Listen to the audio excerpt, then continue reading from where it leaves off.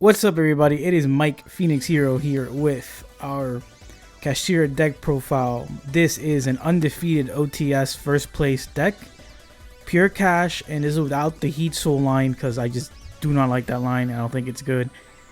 Anyways, this is, I guess, my 500 subscriber video, so that's pretty exciting. You know, as always, leave a like, comment, subscribe, and let me know what you guys like about Kashtira. Anyways, let's get started. As always with Kashtira, we have our starter. The first three are Fenrir, so 3 Fenrirs, and everyone knows his card by now.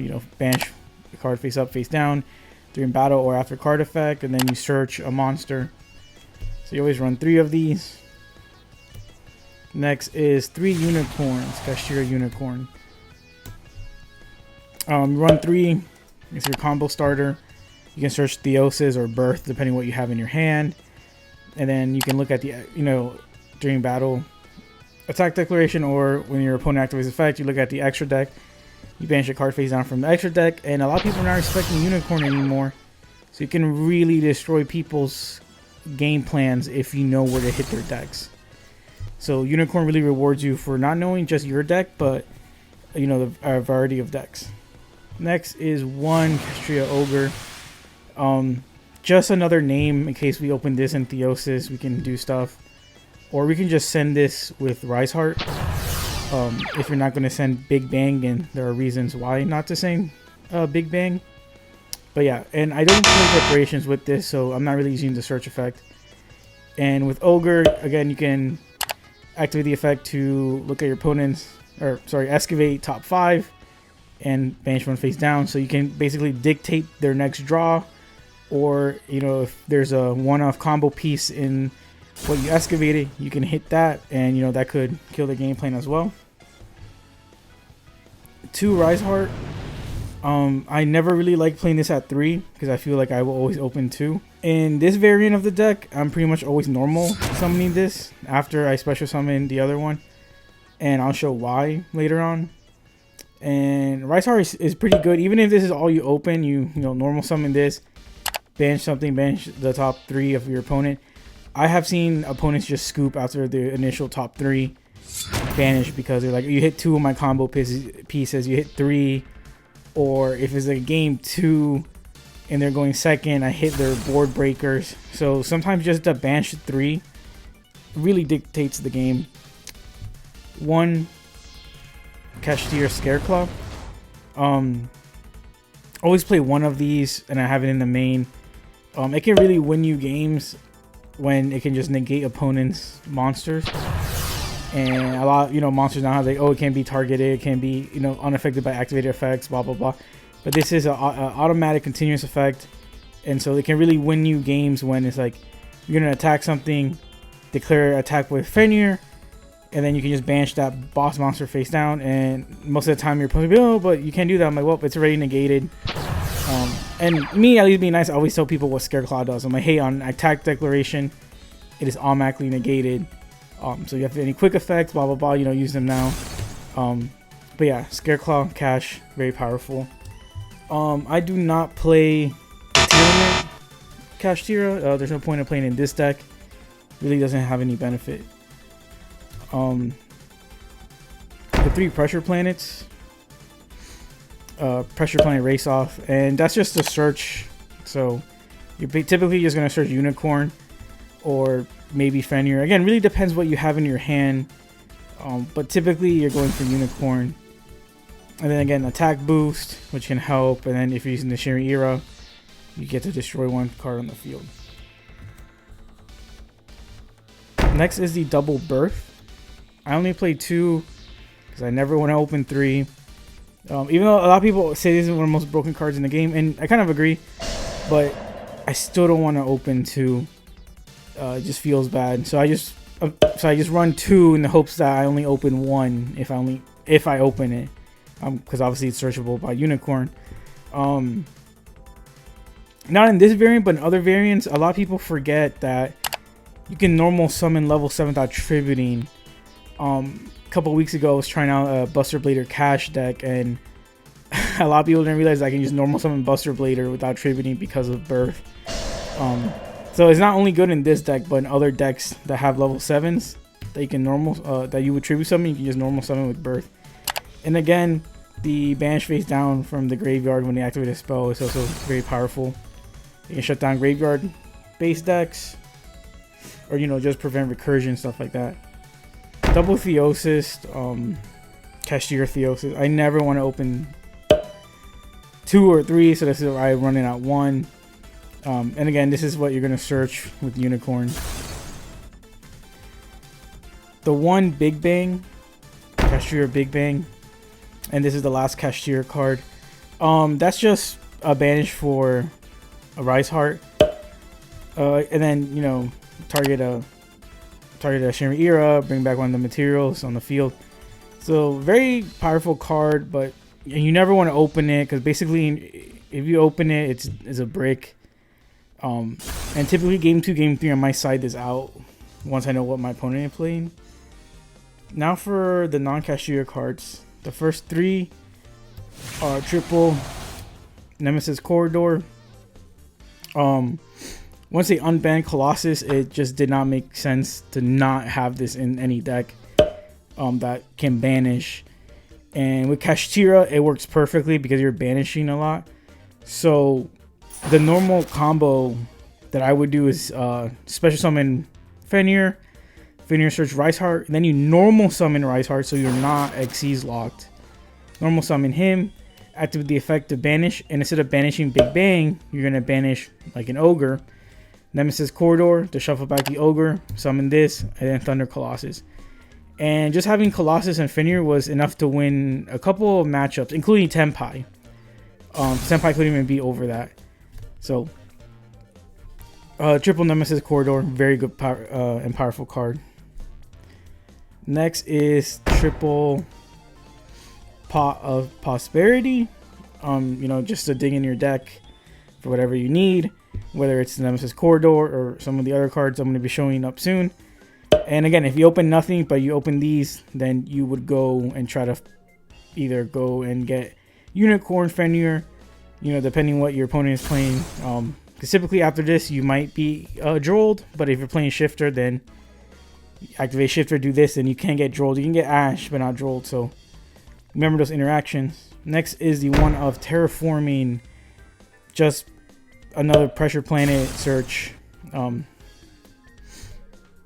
Set rotation, again, to set either Pressure Planet to your field or their field, and then again, you do the opposite with the next field spell card I'm going to show. And that is Zombie World.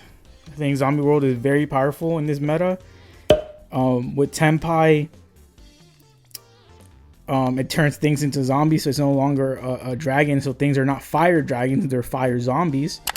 And very powerful against Flu. And just any deck that, you know, calls out a type of monster like warrior or whatever, it's pretty much hindered.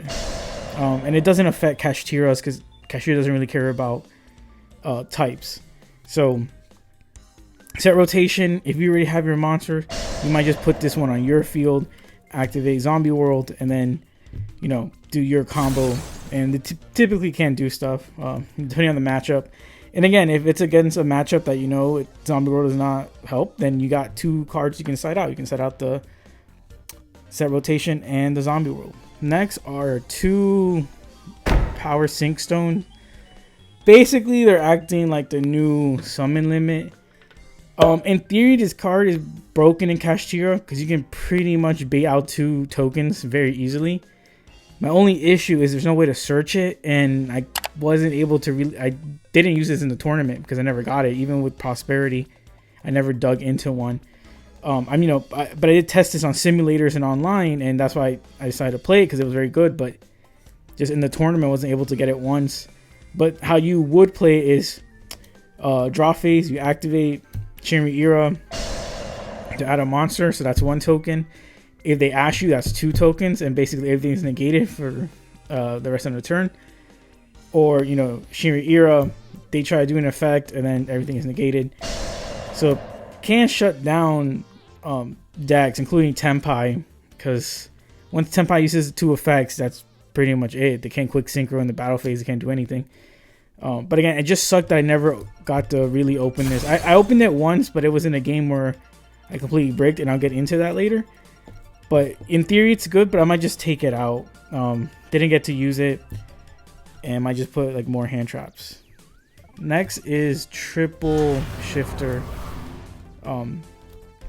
Pretty much it can end your opponent's turn, depending what deck or matchup it is. Kashtira is a banished deck, so you should play this. And any variant that plays it, you know, should revolve around this card.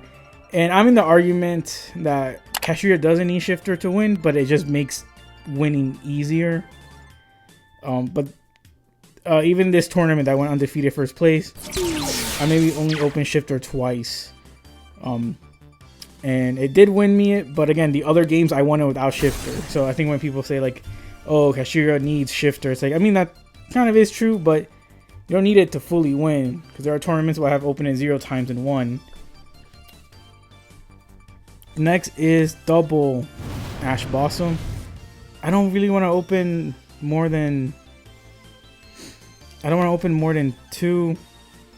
Or I don't even want to open 2, so that's why I'm playing that amount. And again, if you have this and a level 7, you can go into Synchro 10. Which, again, I know we don't have Baron anymore, which sucks, but there is still one that's pretty good. But yeah. Against Fire, maybe you don't want to use that, because again, they can go into Hita. Next is double Ghost Belle. Pretty good against the Labyrinth matchup, or just anything that, you know, summons from graveyard, banishes a card from the graveyard, which I use this against a call by. Shifter, my opponent call by, and then Ghost Belle, and they just couldn't do anything, and then they just passed turn without doing anything. So yeah, I still play Ghost Belle. And again, when I do these deck profiles, these are for my locals and surrounding areas, but if you do YCS, like obviously like the deck probably be a little bit different, because that's something I see on my channel that people are like, oh, this card is not good. It's like, well, you know, really destroys the meta where I'm at, which is like a very diverse, like people are playing meta and also non-meta. But yeah, 2 imperms, again, just 2 free negates. And then again, I think I won a game because of the column placement, so don't forget that effect. Very powerful. And then the last 2 cards, which a lot of people disagree with all the time, but I do not care. It a Cosmic Cyclone in the main. Almost every deck has a field spell. If I can just get that, remove it, pretty much a game, depending on the matchup. Or if I'm going first, again, they activate field spell, boom. Good against the floodgates. Some people still run the 1-off, so like Tikaboo goes in rivalry, or even skill drain. Like, oh, you have skill drain? Okay, cool. So double Cyclone, I will always have this in the main, because I just think it catches people off guard when I use it, because like they probably, you know, most people run this in the side and they're like, okay, I don't have to worry about this, you know, blind first, blind second, but then they do against me. So that is the main deck, just a 40 card deck. I don't want to run anymore. I want to keep it tight, and again, I might switch the Powersink Stone for something else. Next is the extra deck, and we start with the 1 Kashtira Shangri-Ira. Again, is Kashtira card. Summon something in a standby phase, and then you can log zones. Depending on the matchup, you know, if it's a pendulum deck, just start blocking pendulum zones. Very powerful card. Next is number 11, Big Eye. Very powerful card, just to target and snatch something. In this tournament, I kind of just took the Tenpai, or I guess Sangai, whatever, sorry. Monster from my opponent, and then just floodgated them using their card. And then again, against other matchups, again, just steal their boss monsters. Mecha Phantom Beast, Dracossack. Summon 2 tokens. You can tribute card away, and again, this is to play around skill drain. So if you know your opponent is playing skill drain, you just activate tribute this. Skill drain can't, you know, it's not affecting this, so then you can get rid of skill drain. But I typically don't really summon this, even for the tokens. I don't. Next is the Dark Arm, the Dragon of Annihilation. Now this card I do summon when I need removal, just because of the banishing effect. I typically detach one, destroy whatever, and then you banish a Kashtira monster, and then in the second detach you banish Theosis. Theosis trigger to grab one of the Kashtiras that are banned. So very powerful. Or if you really need to, in this deck you can banish your Thunder Colossus if it's in the graveyard, and then if you have another Nemesis Corridor, you can just shuffle back Colossus and then resummon it. And I did do that. A lot of people were like, "Wow, this is a crazy, game." Infinitrack Mountain Smasher, never really summon this, but when I do, it's because like I can just push over a boss monster. Number C6, Chronomaly, Chaos Atlantis. A lot of people hate that play this card because they say it makes no sense, but it's the only, I guess, rank 7 that I can summon that's over 3,000 naturally, because it's 3,300. So with Infinitrack, if they can negate it or whatever, then I can't use the effect to gain attack.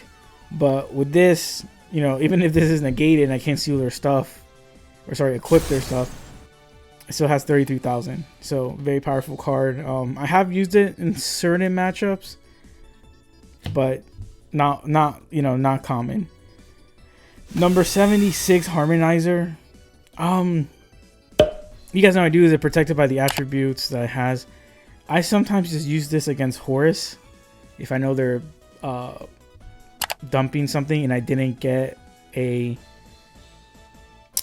if I didn't get Shifter, I might go into this. On Snake Eyes, depending on what Snake Eyes they do, I might just attach it.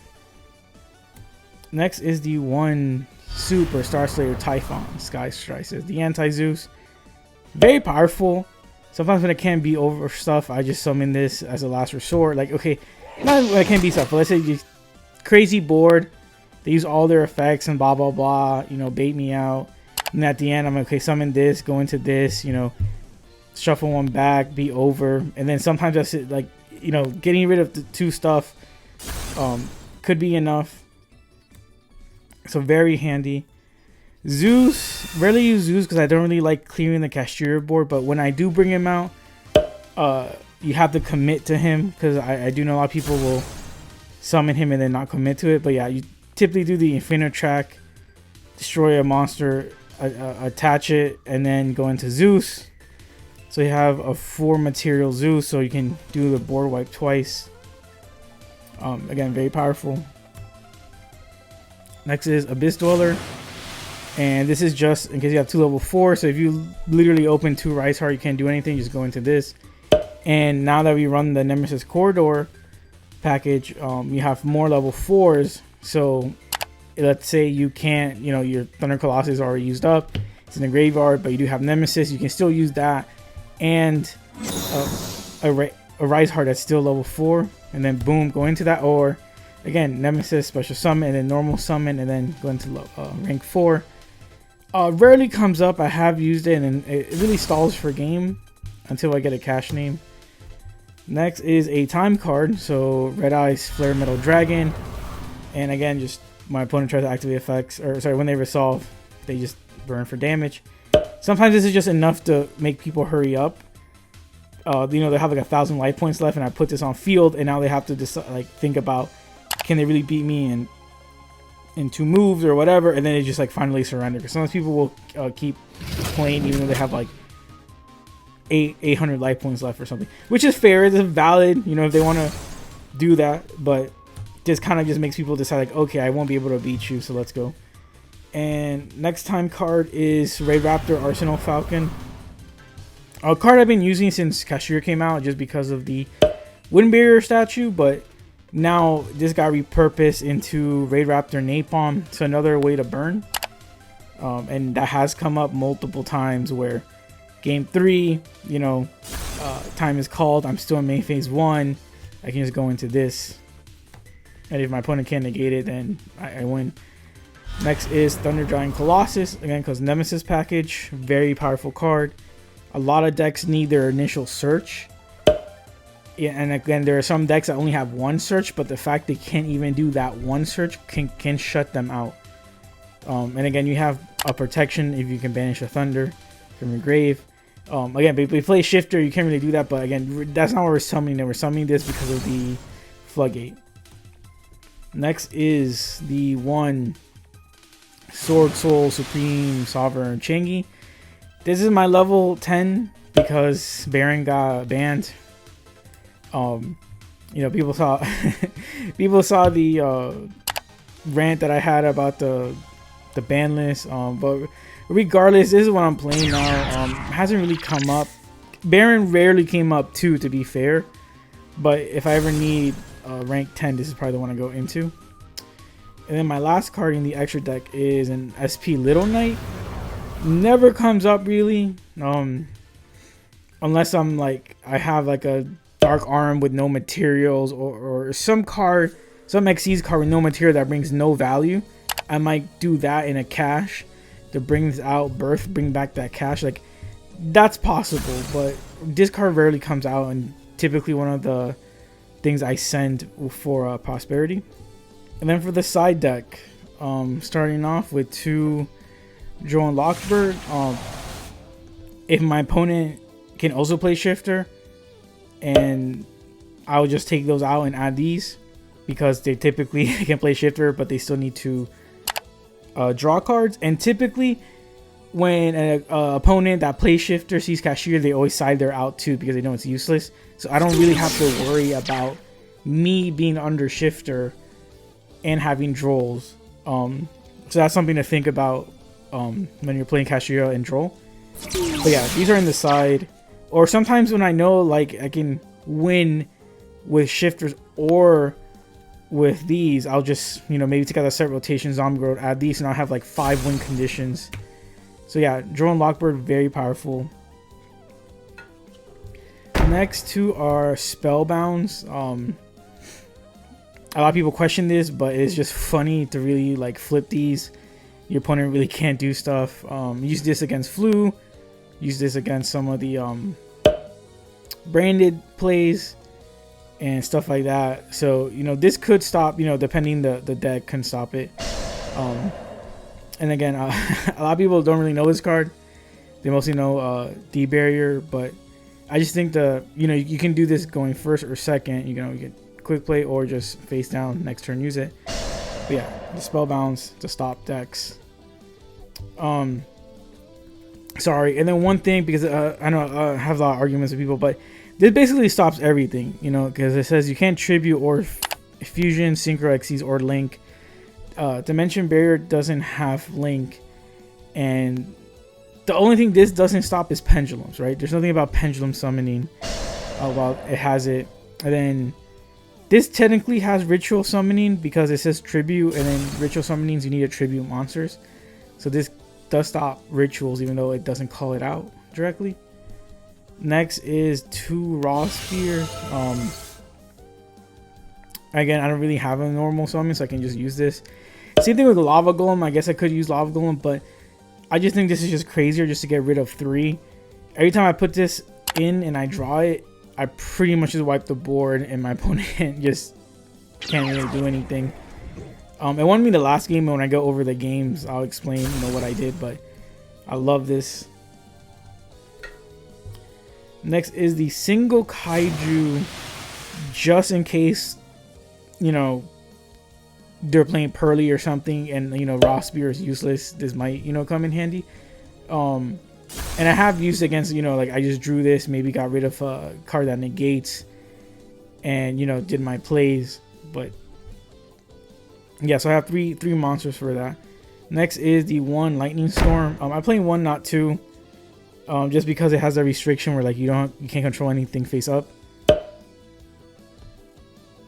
Yeah, no face up cards. So yeah, Lightning Storm to destroy Raigeki, to destroy all their monsters. If Ibli comes back into play, I'll switch this to Dark Holes, but as of right now, I don't really need it, and no one is really playing any anti-cash cards, so again, I'm okay with Raigeki. Harpy's Feather Duster at you know, it's already at 1, so I just play the 1 to get rid of back row. I can't wait for the alt art, the third alt art to come out, because that'll be the one I'm playing. And then the one evenly match, if I give up the battlefield battle phase, it's fine, but sometimes just like benching everything on their field face down is enough for them to just look at you and say, okay, you got it, or they try to hope their next draw is useful, and typically it isn't, because then you can set up your whole board, like set up the cash, you know, ogre, you know, if you could possibly just, you know, excavate their top deck, see what they're doing. Next is the three time cards, Ghost Sister and Spooky Dogwood. Very powerful. A lot of people say it's like, okay, yeah, you can't search it, I understand that, but like I shown, we have multiple ways to like burn or gain life. So this one is, you know, to gain life. And it's very interesting because I think against Tenpai, if you use this well, they can't OTK you. You can like probably outplay your opponent as they're summoning stuff. And then the last card is kind of what I mentioned, the Ray Raptor Napalm Draginus. And again, you summon Aresenal Falcon, detach, you summon this effect, you burn for 500, and then you can't activate any more monster effects unless they're Raid Raptors. But again, you're only using this as like your last effort to burn to win. So once you get the burn, you really don't need to activate effects or anything. So this is your burn card.